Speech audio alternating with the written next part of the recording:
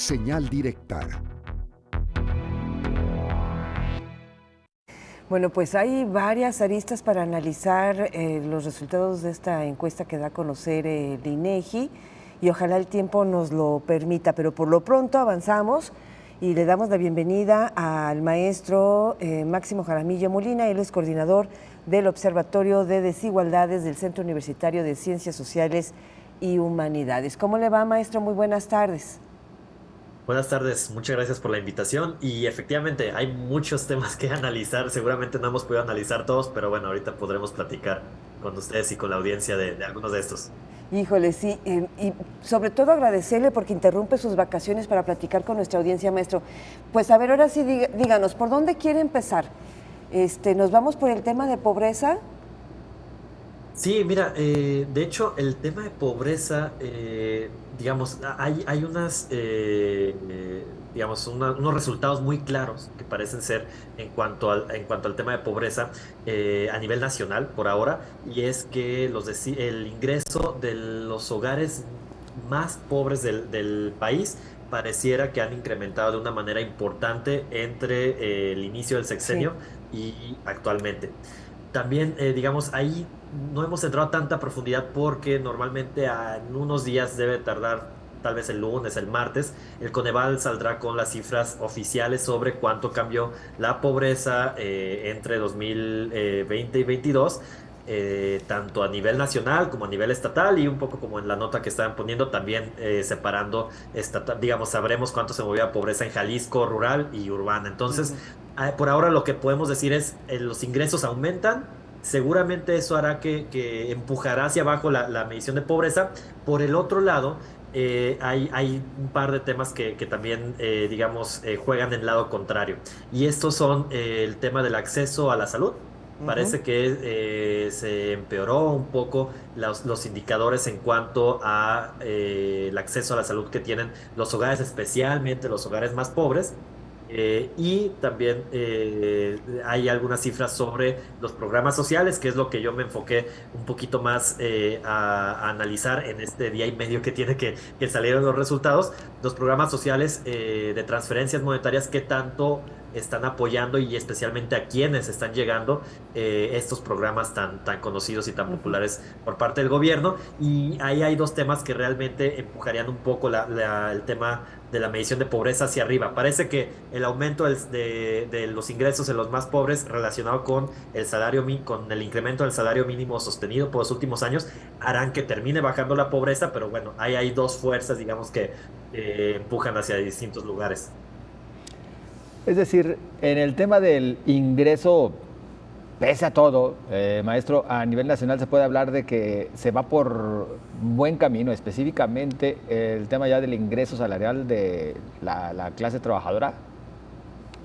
Sí, totalmente. Y esto es muy obvio por diversas razones. Digamos, el duplicar el salario mínimo en términos reales es claramente la principal razón, pero en general ha habido ciertas políticas laborales que en mi opinión es de lo mejor que ha hecho el gobierno en términos de desarrollo social, digamos, el tratar de democratizar los sindicatos, luchar digamos, hacer reformas para luchar contra el outsourcing y en general toda la reforma laboral que hubo está, digamos, uniéndose al tema del incremento del salario mínimo para que los salarios de los hogares más pobres suban. Entonces, donde se ve el incremento mayor es en estos componentes que tiene, digamos, lo que mide la encuesta que acaba de sacar del INEGI es los ingresos y los gastos. Ujú. En cuanto a los ingresos de los hogares, hay diversas fuentes de esos ingresos, ¿no? El principal componente es el trabajo, los salarios, y ahí es donde más se está viendo que hay este incremento en la parte de los salarios y principalmente en los salarios de los hogares más con menos ingresos, digamos, más pobres, ¿no? Entonces ahí sí es muy claro el aumento donde, digamos, es un tema que hay que analizar con cuidado, es justo en el componente del ingreso, en la fuente que está relacionada con los programas sociales. Ahí es donde vemos que hay un tema que no necesariamente está beneficiando más a los más pobres. Ujú. Ahorita regreso a ese punto que señala, maestro, porque además, como dicen, este día y medio se ha dedicado a los programas sociales, pero quisiera preguntarle, entonces, reducción de la pobreza, no sé sin precedentes, pero es importantísimo lo que se ha visto y lo que refleja esta encuesta, y también un incremento en el tema salarial, en donde pues al parecer es también para quienes menos tienen. ¿Esto es una buena noticia, maestro, o no? Bueno, yo digo Sí, que sí. completamente. Sí, sí, sí, digamos, es una buena noticia e incluso diría que es una noticia que se preveía. ¿Por qué? Porque el INEGI cuenta también con una encuesta de ocupación y empleo, la famosa ENOE, en la cual ya tenía, digamos, varias ediciones. La edición 2020, 22 del primer trimestre lo confirmó, la de 2023 de este año del primer trimestre también lo confirmó, que la pobreza laboral venía reduciéndose de manera muy importante e incluso no solo había superado ya, digamos, ya llegó a los niveles pre-pandemia el tema de la pobreza laboral. Ujú. Eso es buenísimo. Y de ahí que fuera muy previsible que la pobreza, digamos, multidimensional, no solo la laboral, bajaría. Con los datos que da a conocer el INEGI ahora, sabemos que va a ser así, se confirma que va a ser así. Nos falta tal cual el dato oficial de Coneval que nos Sí. diga, que tome esa encuesta, que lo analice y que diga, ok, la pobreza en 2020 es tanto por ciento. La realidad es que yo estimaría, con las estimaciones que he hecho, que va a andar bajando un 5%, digamos, de 45% que andaba más o menos a cerca de 40% de una de esas y baja la barrera del 40%. Y efectivamente, en términos de las mediciones multidimensionales que tienen haciéndose ya 16 años en México, bueno, desde 2008, pues sería el dato más bajo de la historia. Claro, no tenemos datos más, digamos, anteriores a estas fechas, pero de cualquier modo, y con la misma metodología, pero de cualquier modo lo que podemos asegurar es, lo que podemos saber en este momento es que va a bajar la pobreza, va a ser una disminución muy importante y pues puede que sea justo, como decía, de los Ujú. niveles más bajos de pobreza que haya registrados.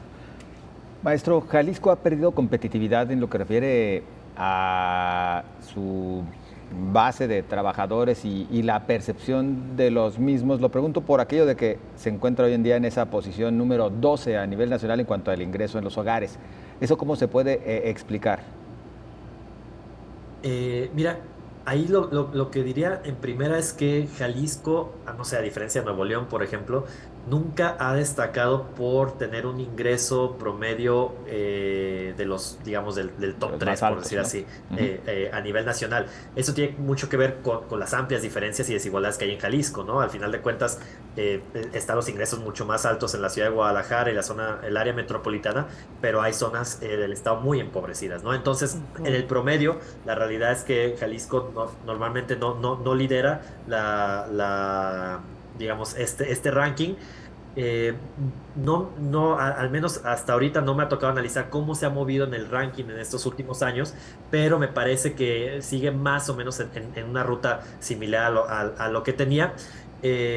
Sí aumentaron los ingresos en estos 2 años. Lo que faltaría analizar, y tampoco hemos llegado por el momento a eso, es ver si el aumento de ingresos entre 2018 y 2022, que hasta ahorita está siendo como el análisis más importante del inicio del sexenio al corte más actual, si ese incremento de ingresos supera o no, digamos, a lo que entiendo, supera la media nacional, pero no, digamos, ahí es donde no tengo muy claro en qué lugar se ubica. No me parece que esté en los cinco lugares más altos de incremento del ingreso en estos 4 años, pero bueno, es justo de los análisis que falta que hacer y bueno, al final de cuentas este tema justo de la competitividad y, digamos de distintos factores que están relacionados con los ingresos, me parece que el tema es, como bien decía, distinguir cómo en la ciudad de Guadalajara se concentran muchos de estos beneficios en el área metropolitana,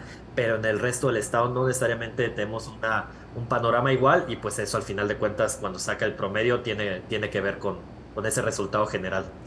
Maestro Jaramillo, antes de que nos atropelle el tiempo y siguiendo con ya en el caso Jalisco, pues como dice, Jalisco nunca ha destacado, no destaca por dar buenos salarios. ¿Por qué, maestro? Porque nos falta una buena política laboral en la entidad, porque el Estado le permite a los patrones que nos den poquito, o ¿Cómo revertir eso, maestro, para ya no estar en posición 12 y sentirnos orgullosos? Sí, fíjate que la política nacional que se está haciendo para revalorizar los salarios es una buena idea de algo que se debería de reproducir de cierta manera en Jalisco. Claro, a nivel nacional tiene digamos, una incidencia mayor en términos de legislación que terminan relacionándose con el tema de los salarios. A nivel local, me parece que, perdón por ser muy insistente en esto, pero me parece que el empuje debería ser muy fuerte a las áreas rurales del estado, y especialmente a las áreas rurales más empobrecidas. Estoy pensando, por ejemplo, ahorita en el norte, en el área norte del estado Claro. o el área, digamos, sur colindante con Michoacán. Son regiones del estado que necesitan un empuje mayor y que también, digamos, por un lado, sí, obviamente hay que pensar en el tema de cómo revalorizar el salario, cómo buscar que se generen actividades productivas que den más a los trabajadores en esas áreas. Y también buscar políticas de redistribución que al final de cuentas lleven pues programas sociales locales que también podrían existir y básicamente son casi inexistentes en el Estado. Programas sociales locales que traten de beneficiar más a las personas de localidades rurales de este tipo de regiones. Eso podría empujar un poco más el ingreso total de las personas en esas Ujú. regiones y al final de cuentas, por un lado, bajar la desigualdad y por otro lado, subir el promedio de los salarios o del ingreso total en el Estado. Aunque brevemente, maestro Jaramillo, el impacto de los programas sociales universales, como se han venido aplicando. Sí, mira, lo primero es que a nivel nacional, los programas sociales pasaron de que llegaban a cerca de 28% en el año 2018 a 34% de los hogares en el 2022. Eso es un aumento muy importante. Jalisco está dentro de los estados que se han beneficiado. De hecho, en el estado de Jalisco aumentó 6%, 6 puntos porcentuales el total de hogares que están recibiendo un programa social. Eso también es bueno. Está muy lejos, por ejemplo, de estados como Nuevo León o Ciudad de México, que el aumento no fue 6 sino fue 15 o 13%, hay que decirlo también. Entonces, allá se han beneficiado más de estos programas sociales universales que en Jalisco. Y pues al final de cuentas, lo que estamos viendo en el panorama nacional y que se refleja también en el estado, es que los hogares más pobres, los más pobres, digamos el 10% más pobre, reciben menos programas sociales que anteriormente, mientras que los hogares más ricos se ha triplicado o hasta cuadruplicado en el caso de algunas entidades la recepción de programas sociales. ¿Qué está pasando ahí? Tiene que ver un poco el tema de la universalidad, como bien decías, digamos, relacionado con la pensión de adultos mayores, que es muy buena y es un beneficio que debería quedarse, me parece, pero eso a la vez de que bajaron, más bien desapareció el programa Prospera, que era el programa focalizado por excelencia, pues eso hizo que los programas sociales llegaran menos a los hogares más pobres. Entonces, con estas dos, digamos, el balance de estas dos cambios, macro cambios en la política social, pues terminó haciendo que ahora, pues realmente los más pobres reciben menos y los más ricos reciben más. Entonces, Bien. pues claramente esta idea del primero, los más pobres, primero los pobres, pues no necesariamente se está cumpliendo. Maestro Máximo Jaramillo Molina, muchas gracias por acompañarnos. Muchas gracias a ustedes por la invitación y seguimos.